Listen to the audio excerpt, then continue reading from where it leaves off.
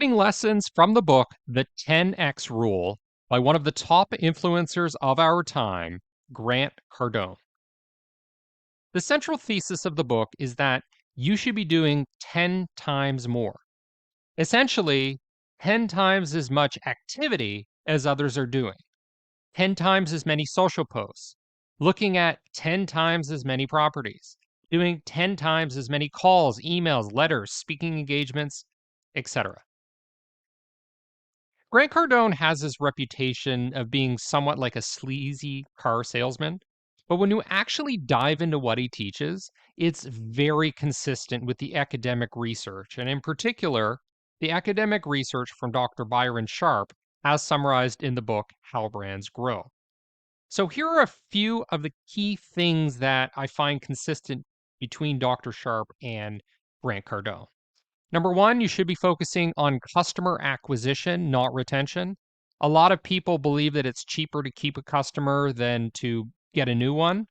It's not really true. Really, you should be prioritizing getting customers. And what we see in Grant Cardone's case is that this isn't just theory, it's actually what happens in practice. You're generally more successful when you focus on acquiring new customers. Number two, your biggest problem is obscurity. This is lack of awareness.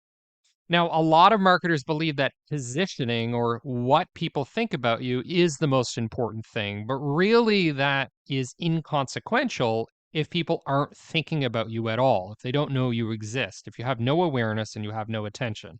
And this is something Grant Cardone repeats over and over. You really need to get attention. You need to be everywhere at once.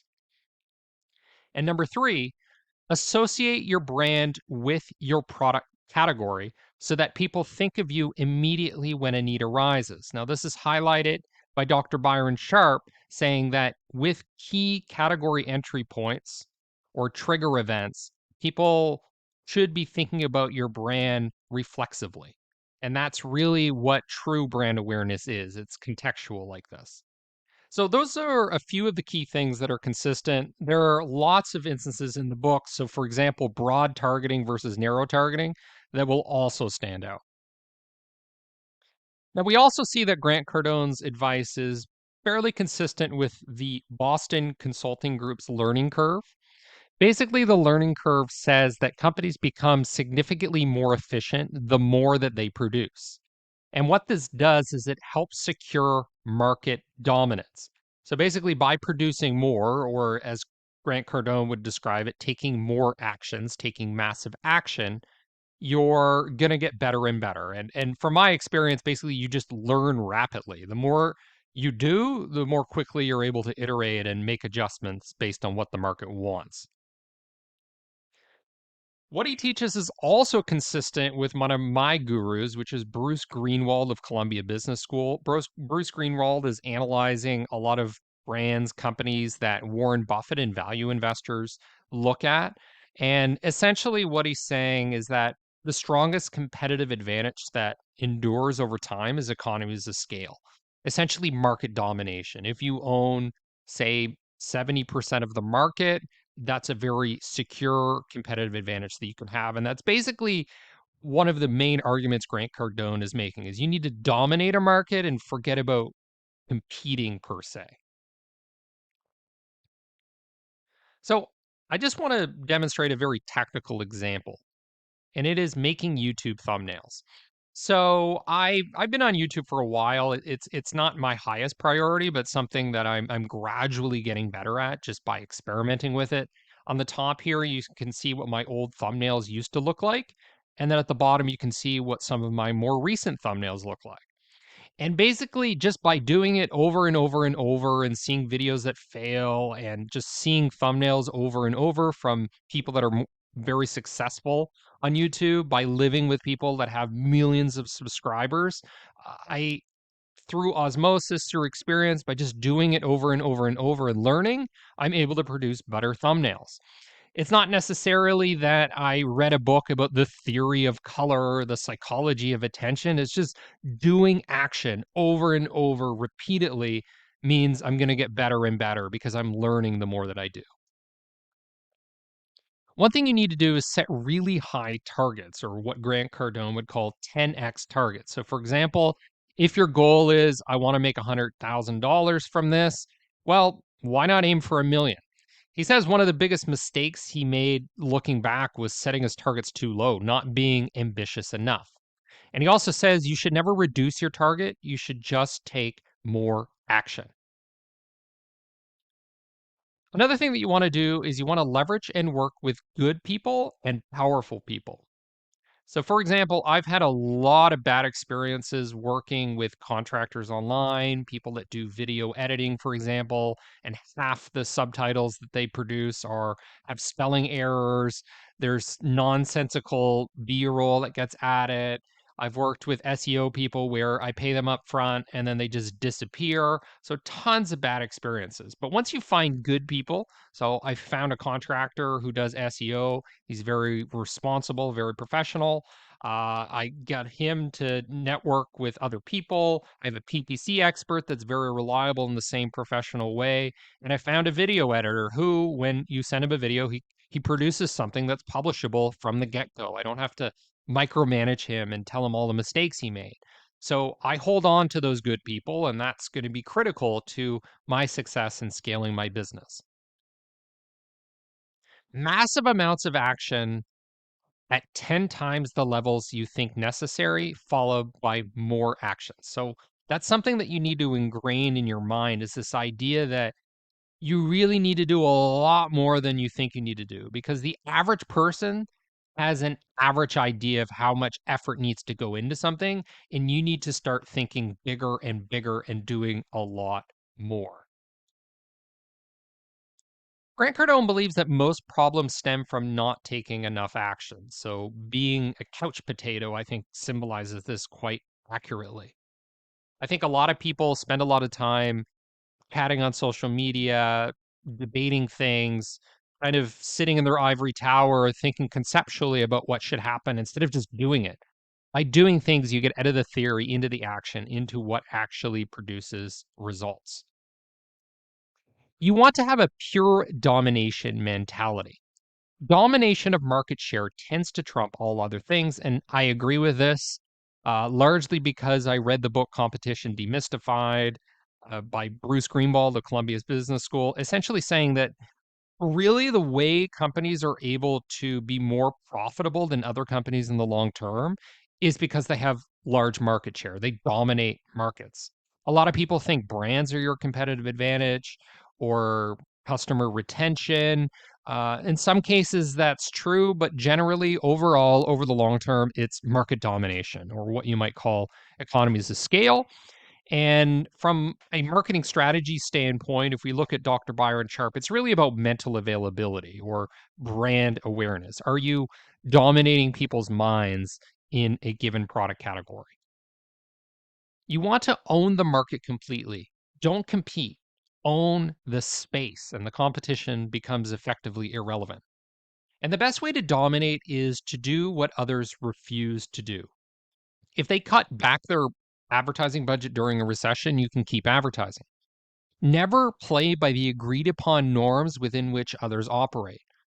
So, for example, the Stanford business professor Jeffrey Pfeffer talks about how people gain power.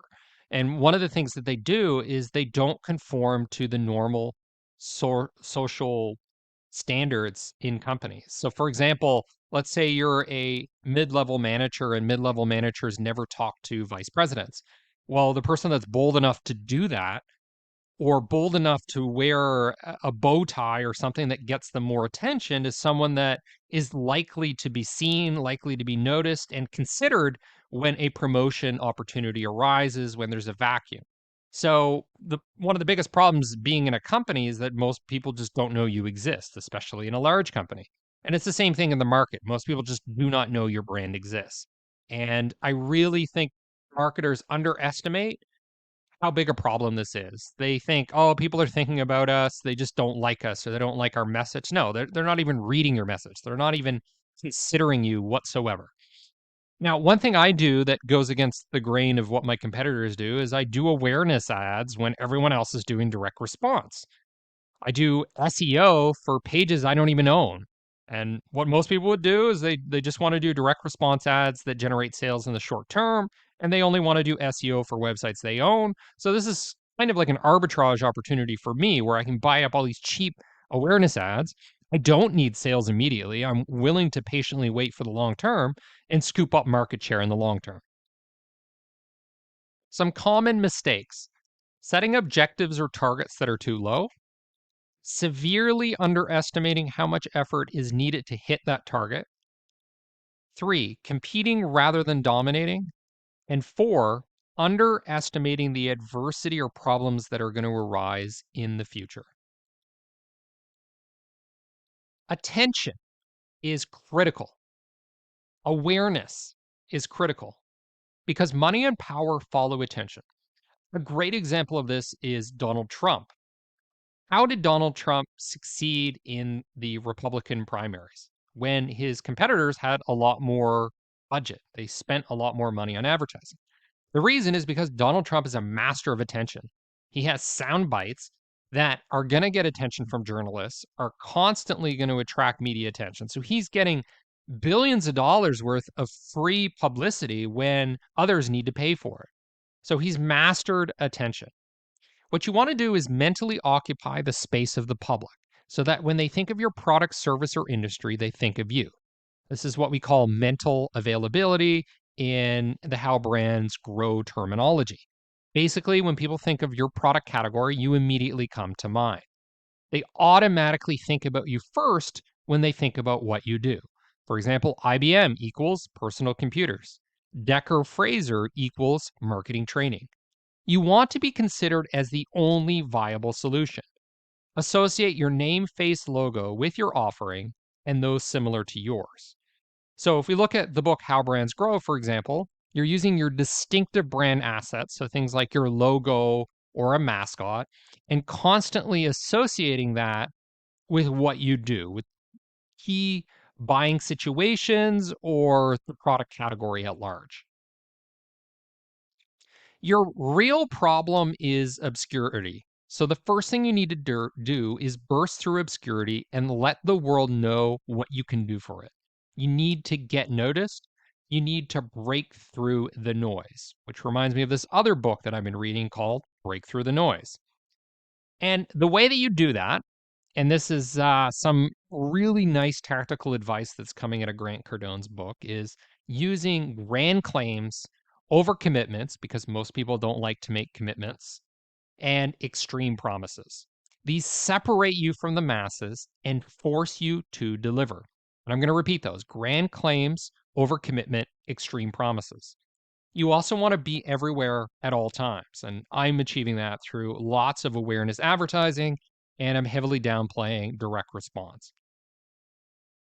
Now, if your competitors outspend you, as Donald Trump's did, you can outdo them with social media posts, personal visits, mail, email, networking videos, offers, speaking engagement, calls, webinars, etc.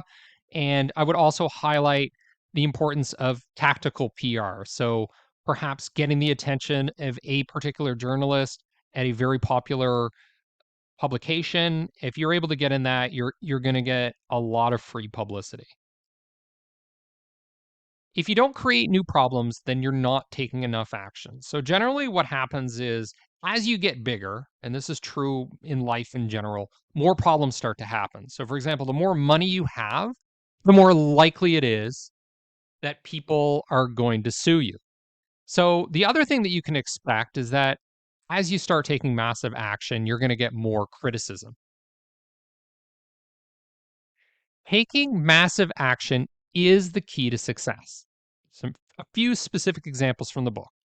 48 Twitter comments per day. In 1.5 years, Cardone published 3 books. He had 4 new sales programs, 700 pieces of training material, 600 radio interviews, 150 articles, and thousands of calls. More action equals a higher probability that you will get lucky. You need to expand your connections and visibility. Always associate your name with what you do. You can write books, do interviews, write articles, accept speaking engagements, and say yes constantly to get attention. Another key lesson is that customer acquisition is more important than retention. I mentioned this earlier, but I really want to highlight it because a lot of marketers have it stuck in their head that retention's really what they should be focusing on. But in reality, the math works out that it's impossible to eliminate customer complaints. Churn is natural, expected, unavoidable, uncontrollable. Acquisition is much more within your control and is much more lucrative. Another key thing is that you want to survey the people who never became customers because that's really where the biggest opportunity lies, especially if you're a small business. It's the people that haven't become customers that are going to be the biggest growth for you. Don't be cautious. People in general are too risk adverse. This is something that Dr. Jeffrey Pfeffer also talks about. Your biggest problem is the abundance of products that there are in the market. No one knows you or notices you whatsoever. That's the big picture of what happens in marketplaces.